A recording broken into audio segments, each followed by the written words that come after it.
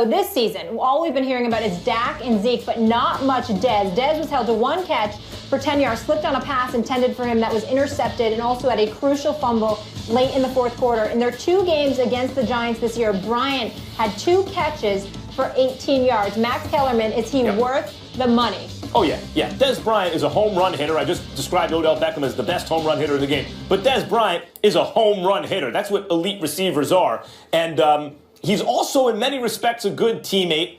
And being kind of discredited for being a bad teammate, which I think is strange, considering how he's always supported his teammates and, he's too demonstrative on the sidelines. Yeah, because he's exhorting everyone. He wants them to win. And he usually balls out, had a bad game yesterday. He reminds me of, not as good, but like T.O., but not as good. Yes, he is worth every penny. Max Kellerman, maybe he is. Ryan, maybe he is. I'll be damned if we're going to say that today. Not after that performance last night. We ain't saying that today. Now, I'm not saying, again, I want to emphasize, I ain't saying that Max Kellerman is wrong. Right. Dez is my man. I got nothing but love. I mean, he's a Cowboy, but I still got love for Dez. But there is a legitimate argument to be made that Dallas Cowboy fans should petition the number 88 being stripped from his body, and he shouldn't be allowed to play. Allow me to go there. Allow me to go here. Stay with me. I'm totally open to being corrected after I say what I got to say, because I got nothing but love for Dez. Okay. Not today.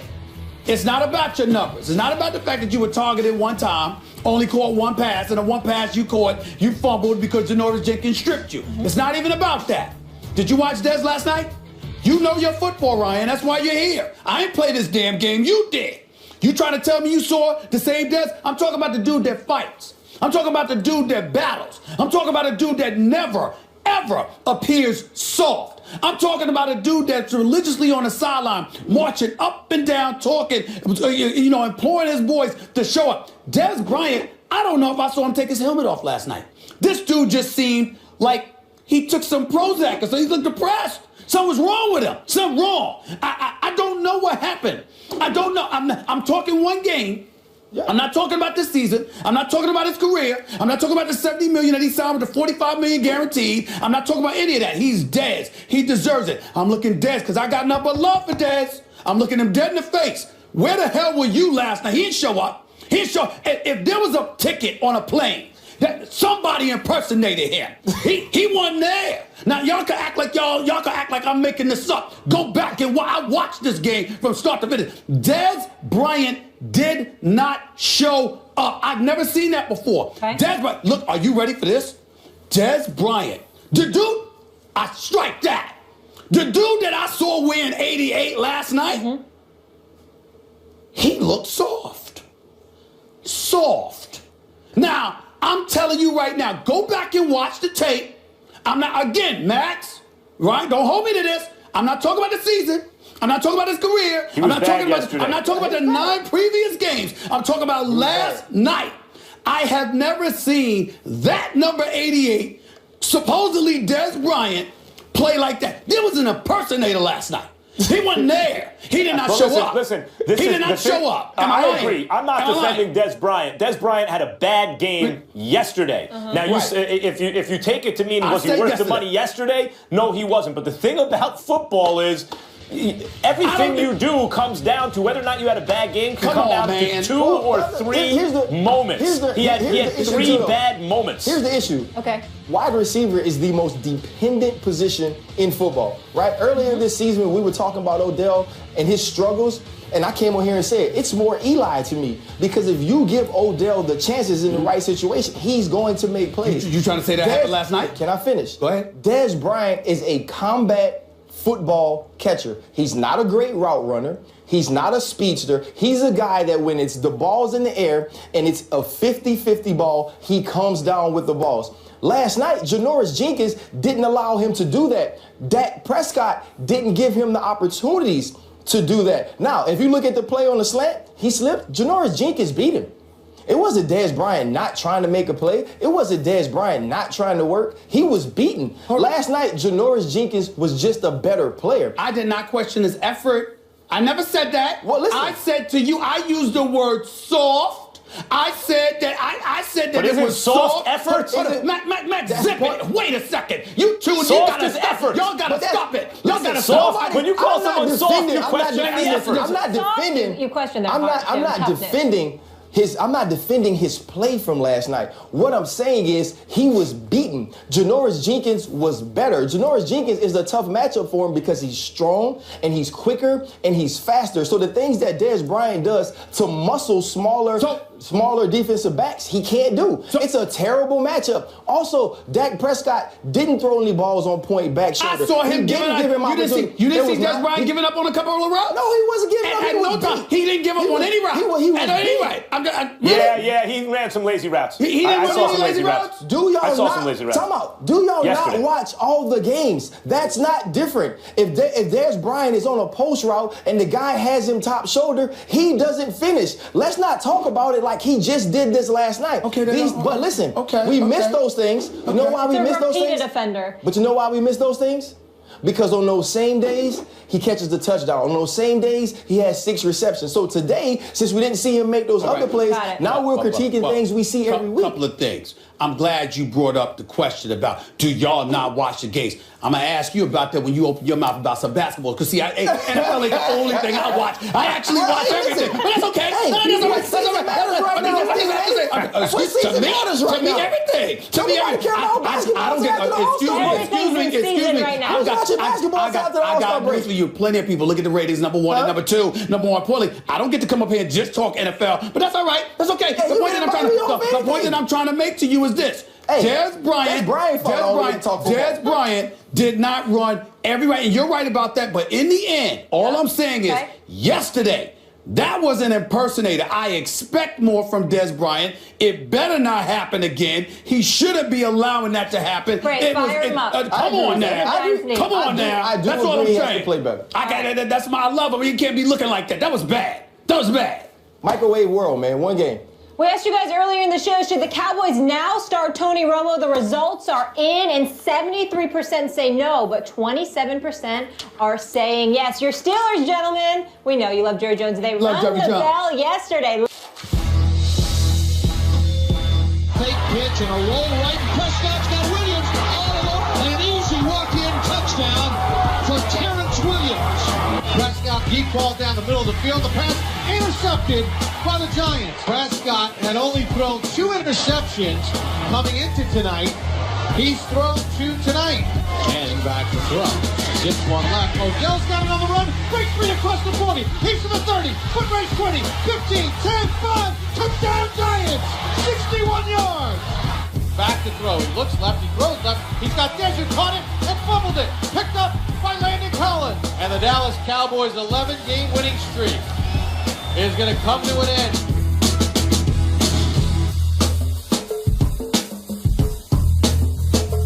Hello again. Welcome back into First Take. The New York Football Giants, without JPP, defeated the Cowboys for the second time this season, snapping their 11-game winning streak. It was the Cowboys' first game this season with 3 turnovers, and they held Dak Prescott to under 200 yards. The G-men are now 2 games behind the Cowboys at 9-4. Max Kellerman, should Big Blue be the favorites in the NFC? No, they shouldn't. Not the favorites. And by the way, that's just how we Giants fans like it. They shouldn't be the favorites, but they should be what's known as a live underdog. You think about what they are. Their defense looks like it could be becoming elite. It was elite yesterday, as good as any defense this year against that Cowboys offense, which has been high-powered all year.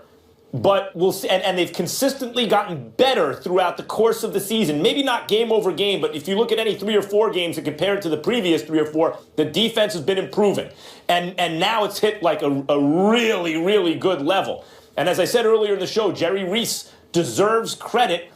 He's missed in a lot of drafts, and usually free agent signings don't work. But the 2 biggest free agent signings in the offseason where they spent all that money, Janoris Jenkins, who a lot of people said, well, he's a B+, maybe not an A. He gambles a lot. He's been much more than a B+ this year. And, of course, Olivier Vernon has been a beast. I mean, and these 2 guys have, along with the rest of the defense, coalesced, and they're tough. And then you have on the offense the greatest home run hitter in the game, Odell Beckham Jr., where if your defense can just keep you in the game, he's liable to do something spectacular that wins. With Eli, who I've mentioned in the past, in the postseason, is the most clutch quarterback in the postseason in the history of the NFL. So they have a puncher's chance. Stephen A., we talked about this earlier in the show. When we were kids, there was a heavyweight named Ernie Shavers. Remember him? Yes, I do. Knockout artist extraordinaire. Yeah. That's right. Now, you wouldn't pick him necessarily against the best heavyweights, but he might knock him out. I mean, he's just got to catch him with that right hand. The Giants have a puncher's chance, but even a little more than that because the defense is so good. It keeps them in the game and gives them a realistic chance to land that haymaker. So, no, they shouldn't be favorites, but they're the team that no one's going to want to play in the playoffs. They're more than a tough out. They are a live dog. Well, just like you brought up Ernie Shavers, let's not forget Mike Weaver, Max. But a lot of people don't know about that. We'll leave that alone. That's right. I'm just breaking it down. Let Max know I know a little boxing too. But here's the deal.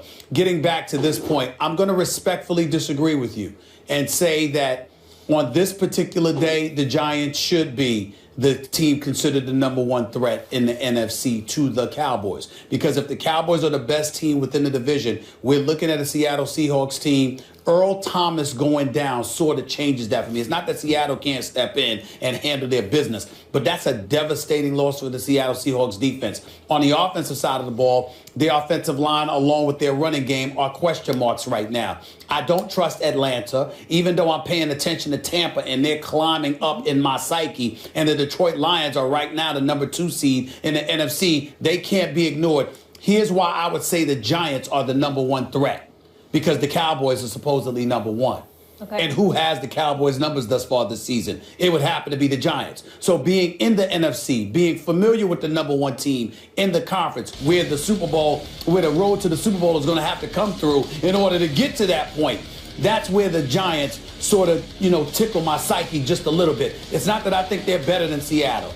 Not even I'm sure they're better than Detroit or Tampa or anything like that, because there are questions about the Giants' offense. But I think the Giants and what they're able to do against Dallas, combined with Eli's performance in the postseason, combined with how the defense is playing right now and who we're talking about them potentially going up against, I think you have to look at the Giants, Ryan. Yeah. Well, last night, going to get some chicken wings. At the DoubleTree. Okay. So that's a lot. That's TMI, but it's okay. Yeah, it's so I go downstairs and I'm asked the question, who you got tonight? Right. And I said, I got the Giants. Not because I think the Giants are the best team in the NFC. I think they're the best matchup for the Dallas Cowboys. So it's like when Chris Weidman beat Anderson Silva, right? Yep. Anderson Silva was unbeatable. And Chris Weidman beat him, and I said to myself, he won't be a champion like Anderson Silva. Somebody will beat him. So just because you can beat the team considered the best doesn't mean you're the best team. Now, if we look at what the Giants have done, you look at they beat the Dallas Cowboys and they beat the Baltimore Ravens. Everybody else they've beaten, if you give us 8 more people and we play both ways, we can probably compete with them. Right? So they haven't beat a lot of teams that are competing to win a championship. We have to see them do more. You have to see them go on the road, which it looks like they will have to do if they can't catch the Dallas Cowboys, and beat good football teams. Beat the Baltimore Ravens while they're in a losing streak. You go to Pittsburgh last week to have an opportunity to show the 6 wins in a row for real, and you lose again. Do I think they match up well against the Cowboys? Yes. If they played in the NFC Championship or division round, would I pick them? Yes. I don't know if they can go to Atlanta and win in the playoff game. I don't know if they can go to Tampa and win in the playoff game. But you have to do those things. Let's analyze why. And you correct me if I'm wrong here. Tampa, it's about their defense. Yes. And you got a gamer in your quarterback, Jameis Winston. Atlanta is about that offense. Basically, their passing attack. Even though they can run the football, their success is predicated on their ability to pass the football. Detroit's success is predicated on Matthew Stafford. Even though we respect Theo Riddick, it's not like they got a stout running game in the Motor City. Well, what's the problem with the Cowboys when they go up against the Giants? The Jets, Damon Harrison switched over to the Giants. And he's a run stopper. He's an elite run stopper. He attributes a lot at being at that left defensive tackle spot. And so because you have that and you have something to attack Dallas's strength, that buffers your status against the Cowboys. If the Giants were playing against anybody else, we may not be saying that because everybody else ain't trying to run the football to beat you. But what Dallas showed us last night, yet again, is that no matter what we say about Dak, no matter how impressed we are about Dak, their success on offense is predicated on their ability to run the football. But he rushed for over 100 yards last night. That's right. But 21 in the second half. Right, yeah. 21 in the second half. It wasn't, to me, it wasn't the ability to stop Ezekiel Elliott. It's something Max talked about in week 1, and I kind of made fun of him, and now it's showing. Janoris Jenkins, who I thought was a gambler, who I thought would put the New York Giants in bad situations, has been a revelation. He's been worth every single penny he's gotten. And so what they've done now is now they're a matchup defense. They're the old Green Bay Packers with Al Harris and Charles Woodson. They get guy on guy and shut them down. And so, listen, I'm not saying Max is wrong, because he did make a very valid point about Janoris Jenkins. He deserves credit for that. What I'm saying is the real litmus test yesterday. Because when I think about Janoris Jenkins, and Janoris Jenkins can ball, I got nothing but props. And Dominique Rodgers, Kamari Handlers, and Eli Apple is going to be special, I believe. My point is, I don't know if I'm willing to go as far as you're going until I see them brothers go up against an elite passing attack when it counts. Well, listen, I'm not. What I'm saying is that's why I'm saying it's this team. Got it. Right? That's why I'm saying it's when they match up against the Dallas Cowboys, they match up well. Max. And also, the fact is, what I like about that matchup is the Giants have a problem protecting Eli. He has to get rid of it in 1.5 seconds or he's crushed, right? And they can't block for the run. But when you're playing Dallas, you can give the ball to Perkins, because Dallas doesn't get pressure. They actually have a very good run defense, but they don't get pressure. So that kind of takes away the real issue for the Giants, which is the offensive line weakness. That Eric Flowers has to hold on every play because he's beaten on every play. But if you can't get pressure, you're playing into to the Giants' hands. So I agree with you, Ryan. It's a good matchup. The Giants, Dallas is a good matchup for them. And in terms of the other teams, though, Seattle's not unbeatable. We just saw it. We'll see if the Packers even make it into the playoffs. When you bring up Tampa and Atlanta, they're good. I wouldn't say they're better than the Giants. They're all about the same. I probably like the Giants against the Falcons and maybe even against Tampa, although they've been very good recently. I don't see any world beaters in the NFC, except for the Cowboys, who the Giants match up with.